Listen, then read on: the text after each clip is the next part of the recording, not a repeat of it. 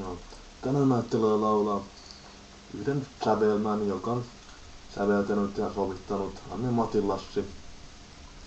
Hän on inspiroinut minua jo vuosia, joten ajattelin tehdä hänen kunniakseen yhden kappaleen. Se menee nyt ihan tälleen perusjössikästi, että tein minä pillin paajupuusta, toki vain paajupuusta. Hei, soreasti, koreasti pillini soipi, toki vain paajupuusta. Hei, soreasti, koreasti pillini soipi, toki vain paajupuusta. Noin.